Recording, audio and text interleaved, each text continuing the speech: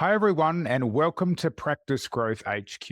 Now, today we're going to talk about getting from six figures to seven figures and even beyond. And how do we do that? We're going to talk about websites, we're going to talk about marketing funnels, and more. This is a real hands on practical things that you can be implementing in the coming days and weeks. And that we're discussing all those things with my guest, James. Now, James has spent over 40 years working in high level marketing and advertising. His impressive portfolio includes companies like Apple. I think you've heard of Apple, Nestle, Toyota. James is known for his practical, no nonsense approach backed by a wealth of experience and fact based examples. That sounds exactly what we need. All the way from Nevada City, California. Welcome, James. Hey, Angus, I'm so happy to be here. It's a pleasure. I'm looking forward to sharing a nugget or two with your audience. Absolutely. Yes. I think it's fair to say when you're dealing with a bunch of healthcare professionals, one of the strong themes in that field is evidence-based medicine. And in a sense, we're going to be doing evidence-based business building. So there's probably a collective sigh from the listeners at this point. Now, James, we like to start with a fast five, kind of quick questions, quicker answers so people can get to know you quickly. Let's get going Sure. there. Question one, where did you grow up? I grew up in Eastern Ontario in Canada. Rightio, okay. I'm a fellow Ontario. member of the Commonwealth. Yes, no, indeed. Ontario's on the far east of Canada, isn't it? That's not quite the far east, but it's in the middle. It's immediately north of Lake Ontario and Lake Erie. So Okay. north of New York State. Let's say on the eastern side, I might have to get out my ruler to see whether it's east or west, but considering you're in California now, let's just say basically the opposite side. Question two, favorite book besides your own? Favorite book beside my own. I think a book that had the most impact was a book I read. It's been around for a long time, and it was by a consultant out of the Boston Consulting Group named Reichheld, and it was called The Loyalty Effect. Hmm. And he talked about how vital loyal customers are to a business. Yes, indeed. Question three, what's one of your superpowers? I think one of my superpowers is the ability to take complex things and distill them down to their principles. Because when you recognize and understand the principles that create the foundation for execution, you can do almost anything. Question four, something you wish your 20-year-old self knew. Oh, Just one thing, James. I wish my 20-year-old self knew how to listen. Okay, that's an interesting insight. I heard somebody say recently, 25 years from now, we would give all the money we had to be the age that we are now. I thought that was quite an interesting perspective. And finally, question five, something you're grateful for. I'm grateful for my wife who's been with me for 40 years. She's traveled with me across 4 different countries on 3 different continents. We have 2 beautiful children who are both very successful professionals in San Francisco. I'm very grateful. Absolutely. That sounds like a good place to kick off this podcast. All right, so our topic for today, and we're going to cover a few things in here, but it's under the broad banner of getting from six figures to seven figures and beyond. Now, I know there's a number of the listeners who would be in that sort of six-figure range, and maybe their businesses have crept up slowly over time, but you're on this podcast because it's Practice Growth HQ. This is you want to grow faster. There are so many things we can cover, James, but just give it to us big picture. What are the key elements that are needed for a practice to go from six figures to seven figures? One of the key things that they need to understand is who are their best customers. Most businesses follow the Pareto principle. 80% of their revenue is generated by 20% of their customers. Now, the specific numbers are going to be different. With a dental practice, it might be 60-40.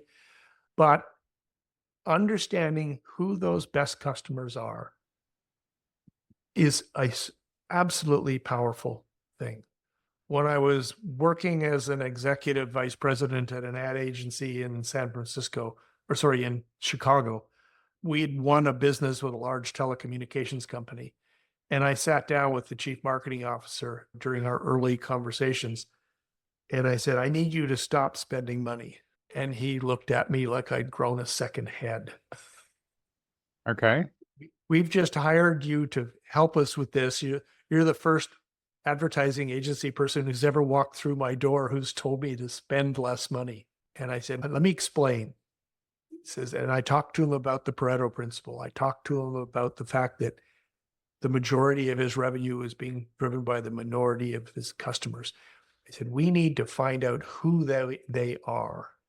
And then we need to focus the marketing on them and people like them.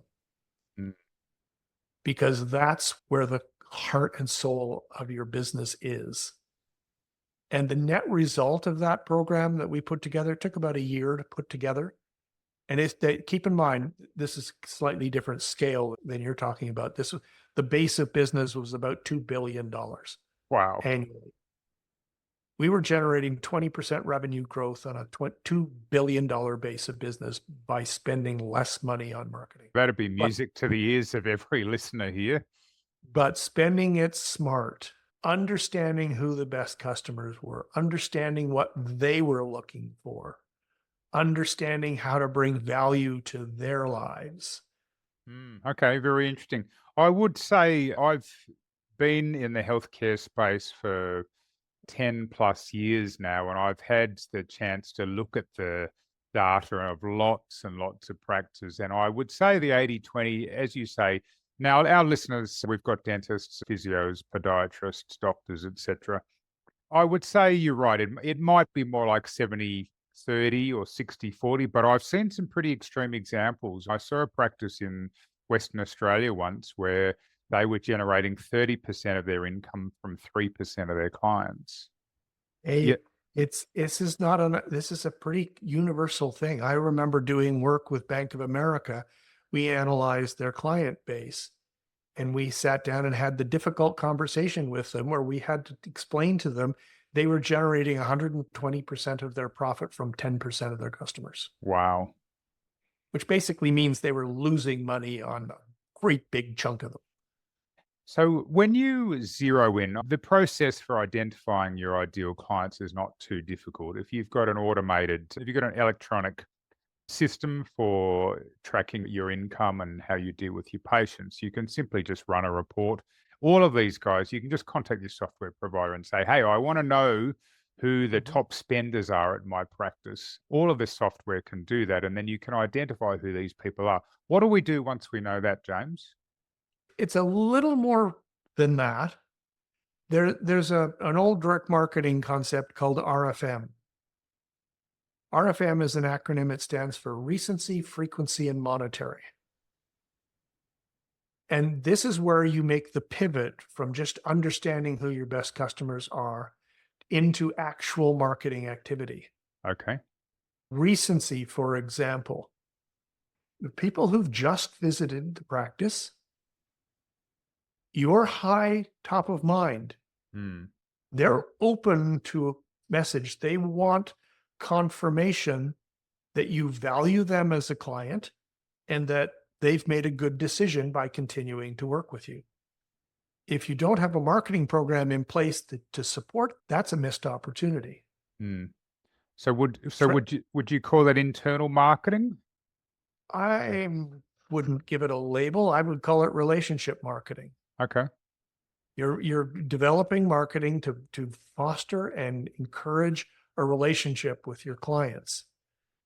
Now, the folks who come in once every 2 years, all the marketing in the world is not going to change somebody's need state. They don't need what you're doing. You're not going to change that through marketing. But the folks who do need what you're doing, they're looking for acknowledgement that you value them as clients. So how do the listeners do that? Transactional emails are another underutilized opportunity for any business, health practitioners especially. You can edit those emails. You've got all that real estate. Take the effort to include a survey, ask a question, invite them to sign up for your email newsletter. They just invested in you. Show them that you're prepared to invest in them. Okay. All right. We had recency, frequency, and monetary. Recency is reasonably self evident. And as you say, relationship marketing, so that these people who've already trusted you, Yeah. that your practice remains top of mind for them. I suppose there's a dual benefit there. Firstly, they're more likely to come back for their own treatment. But secondly, of course, they're far more likely to tell others. Exactly. They understand there's 5 ways that a loyal customer can bring value to a practice.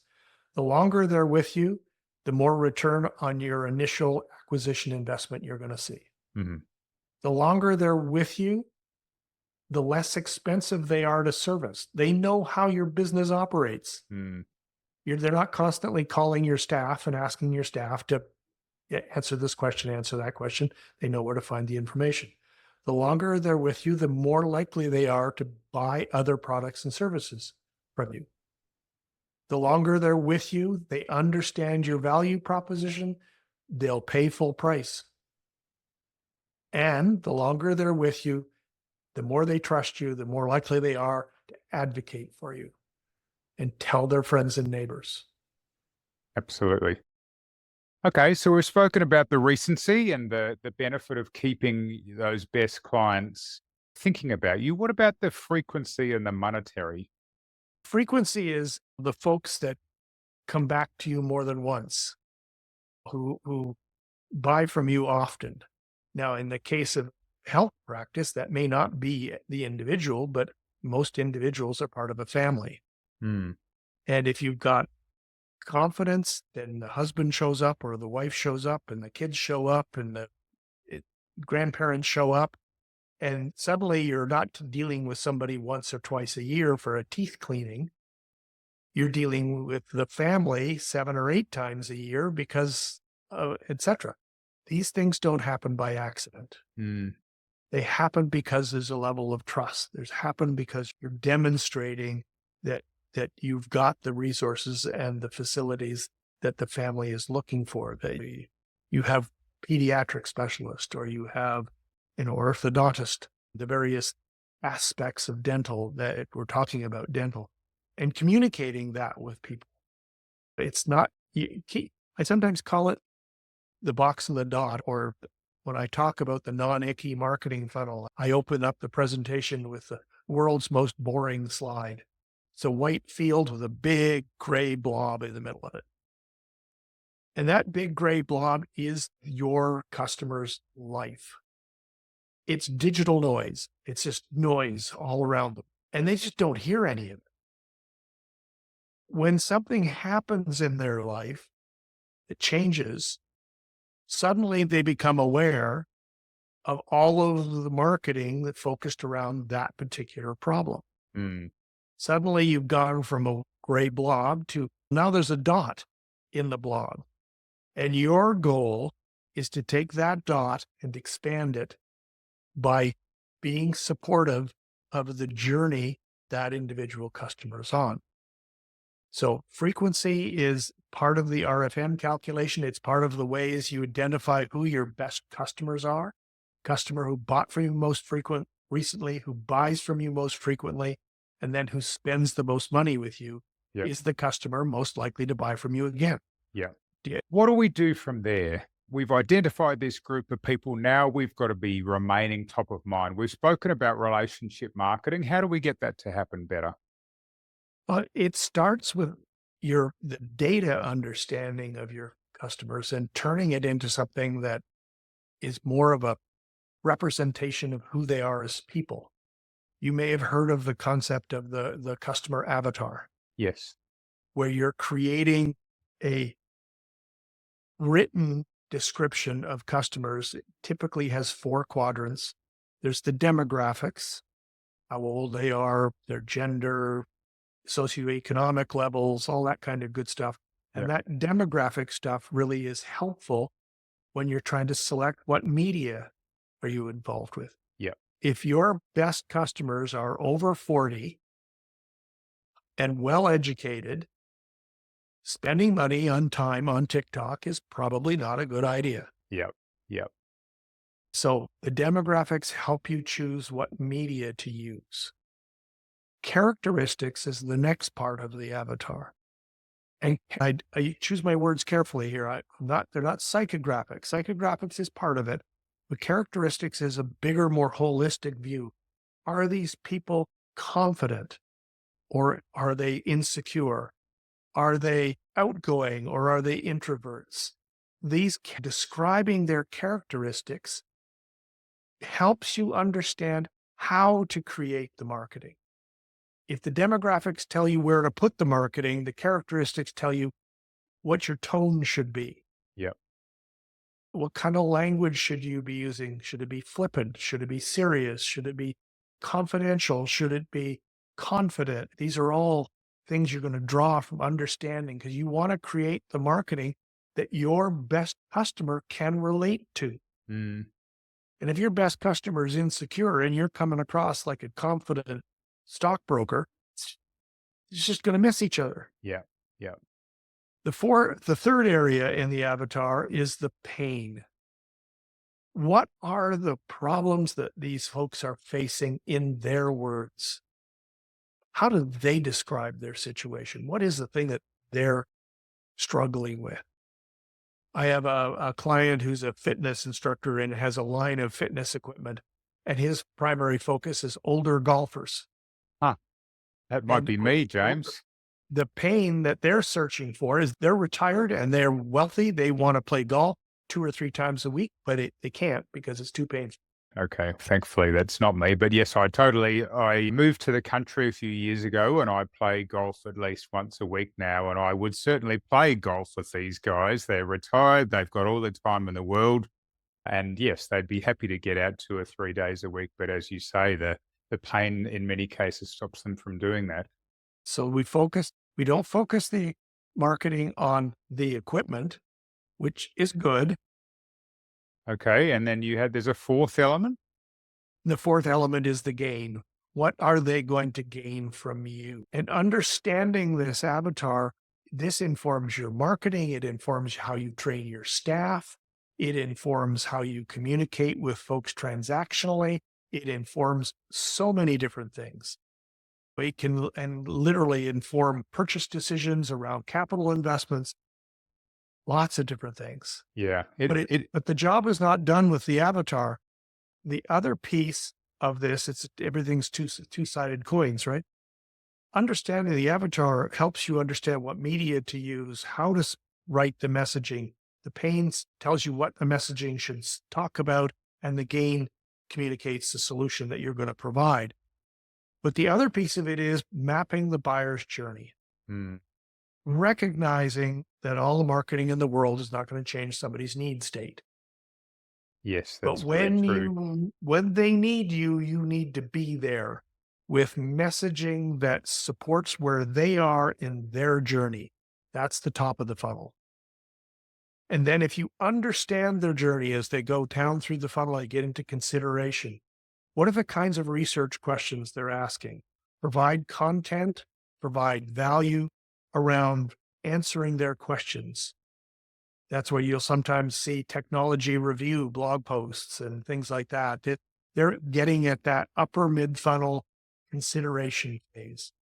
And then the lower mid-funnel is the prospecting phase. This is where they're actually making a decision. I got 2 different people or 3 different people that are coming highly recommended. I've done my research. Now I have to choose.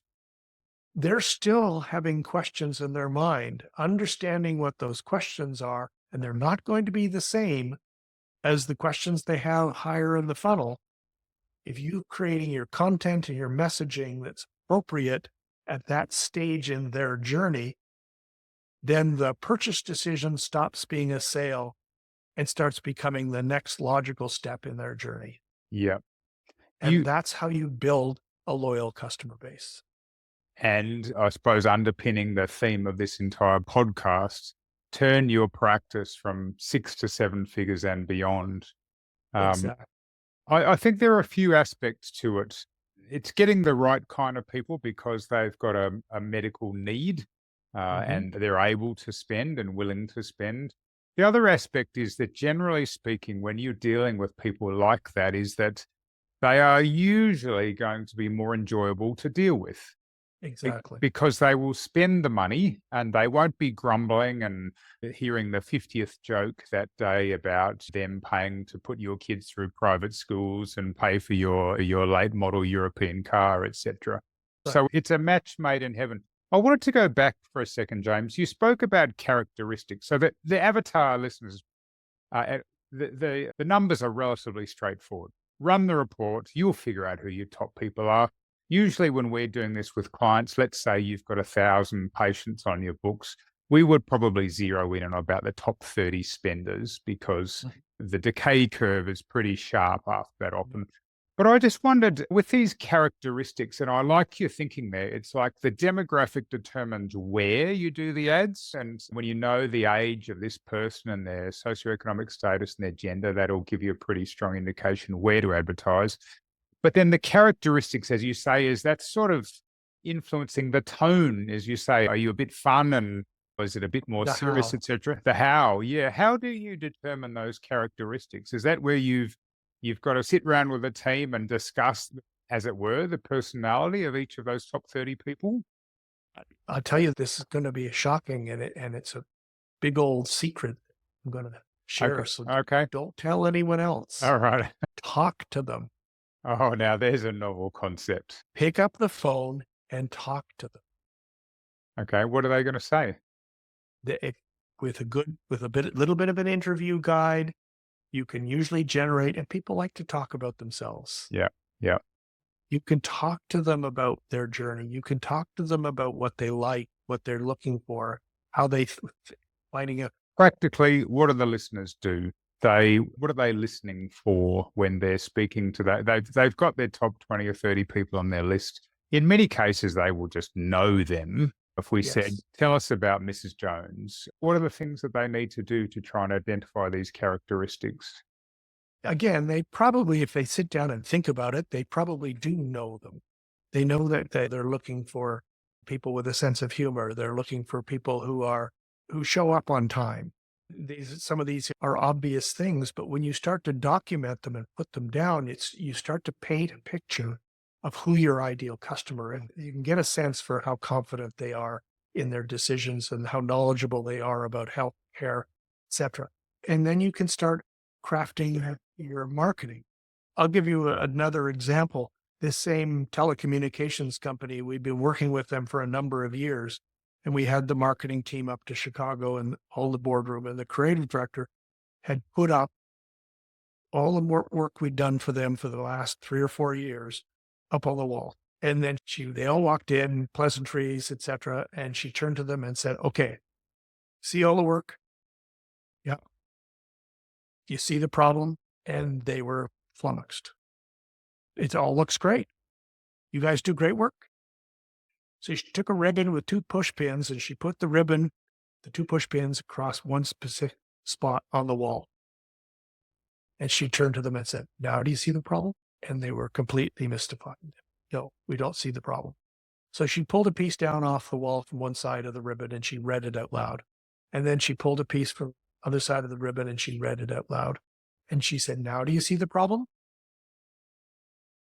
And they were like, "No, they both sounded great." And she said, "Yes, that's the problem. They both sounded exactly the same. Everything to the left of the line is acquisition marketing. Everything to the right of the line is customer communication. We're talking to our customers in exactly the same way that we're talking to our prospects. Customers have a relationship with us. We're not acting like it." Okay. Characteristics, think about your customers, think about who they are as people, describe how you think they want to be talked to. And then suddenly you'll be able to look at your marketing and go, "That makes no sense." Yeah. Yeah. Okay. Right? That's Because interesting. you've got a basis. That's an interesting distinction, which is that once they become your patients, that how you're speaking to them can be quite different to how you're speaking to them when they thinking about working with you. I'll never forget, I was working with a client north of Sydney once, and this guy had a number of different practices.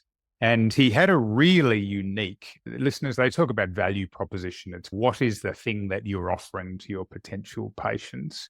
I won't say what it was, but I was really impressed when he told me the name of the practice. And I thought, wow, like I've never, like, it was really courageous for him to come out and name his practice this, because it was immediately stuck out and there was a logo attached to it, etc.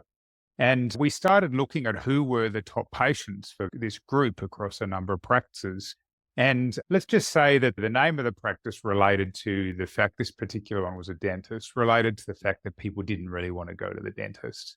And when we started looking, and he, rather than skirting around the edges, he just focused on this issue straight on. And the part that was really fascinating to me is when we started digging into who these ideal patients were, looking at their data, there was a group that just kept showing up, which was people whose occupation was, and one could imagine this would flow into their characteristics, and they were all carers. So this was, it was a practice where they'd spoken head on about it being uncomfortable coming to the dentist, and that was the value proposition of the business. But when we looked into who these ideal patients were, way overrepresented were these people who were in the business of delivering care. It was really curious. It was like they really resonated with the message. They were like, yeah, I don't really want to come here. And these people who are highly attuned to this because in a sense of their life calling as carers. So I thought that was a fascinating situation. Now, when you start to dig in, it's amazing what pops out. I had worked with a local barber, nothing to do with what you're talking about, but it has everything to do with what you're talking about. And we talked about who his audience was and who he really wanted to attract. And he wanted to attract the professionals, people who were doing. So I asked him, so at the end of this whole process, I said, so do you understand what your unique selling proposition is, your USP? And he's, no, I'm because like we cut hair. We do men's haircuts. We do a really good job. I said, yeah, you do. I'm a client. You do a really good job. I keep coming back. But why am I here? Because every barber in town, particularly for men who are not nearly as fussy about this stuff as women are. Sorry, don't mean to sound sexist, but from my observations, the quality of the haircut is not the most important factor. I said, dude, you have a ton of free parking and you're close to the freeway. You need to be marketing that. Everybody knows what a haircut is. They know you're going to do a good job. If you don't do a good job, they won't come back. You need to get people here in the first place. And what are busy professionals looking for? Two things. Is there parking? And do you make and keep appointments? Yes. I've worked. And he does both of those things. He has the parking and he makes and keeps appointments. And he said, but that has nothing to do with haircuts. And I said, that has everything to do with haircuts. Yeah, it does. You're absolutely right. Particularly, the reality is that if you don't choose to stand out from the crowd, that even healthcare can be effectively considered to be a commodity. There's in Australia, every single healthcare professional is facing increasing competition. If you're in a metropolitan area and you drive 10 minutes to see your doctor, dentist, physio, you've probably driven past a bunch of other doctor, dentist, physios on the way. Look, James, we're starting to run out of time, unfortunately, but I think the hairdressing one is an interesting one. When I moved to the country 3 years ago, there's a little town that's about 10 minutes away from where I am. And I've been going to what is a predominantly women's hairdressing salon. There's not a barber there. I'd probably have to go a bit further if I wanted to find one. And for me, what they charge me is almost irrelevant. I know I've never told them that, but this is the reality. For me, when I get my hair cut once a month or thereabouts, it is approximately 30 minutes where I feel like king of the world. You know, I go in there, they're so nice to me. They bring me out a cup of coffee. They wash my hair and massage my scalp, etc. And it is like 30 minutes where I don't have to think about being a business owner. It's 30 Yep. minutes where I can just completely zone out. The team, they're very friendly, they're lovely people, and it's the same deal. I'm not paying for a haircut there, really. There's so many different places I could get a haircut. I'm paying for that whole experience, and I'd practically pay double and not bat an eyelid because that's what it's worth to me. It's funny finding that uniqueness. I remember visiting a Caribbean island when we were living in South America, and there was this row of duty-free shops, jewelry stores, right? And they were all pretty much empty except for one, which was packed with people standing outside waiting to get in. Hmm. And I'm like, why is this one different?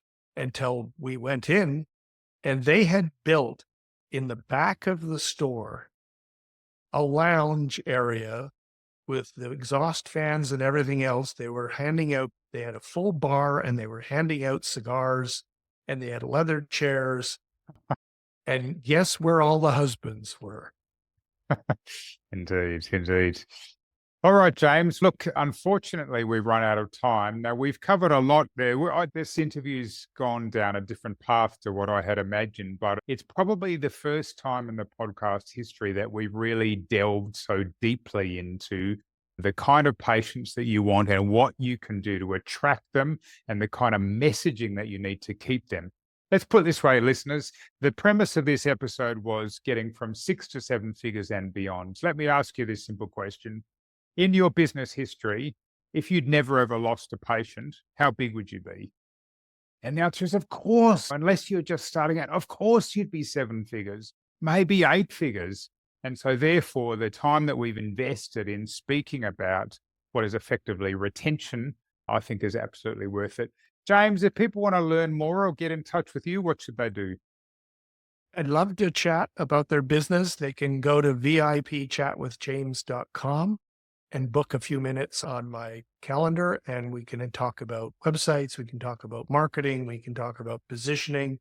I've been doing this for a long time, and it brings me great joy and satisfaction to help business owners take advantage of marketing to build their business.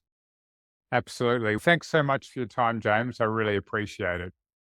It's been my pleasure, Angus. All right, everyone, we've covered a lot in that interview, haven't we? And as I say every week, it's not knowledge that's power, it's applied knowledge that's power, which begs the question, what is the one thing you're going to do as a result of what you heard today? Make sure you go and do that before you go on to the next thing. Finally, if you got some value from our time together today, we'd really appreciate it if you'd head to where you're listening to this podcast, leave us a lovely review to give us the encouragement to bring you more great content every week on Practice Growth HQ.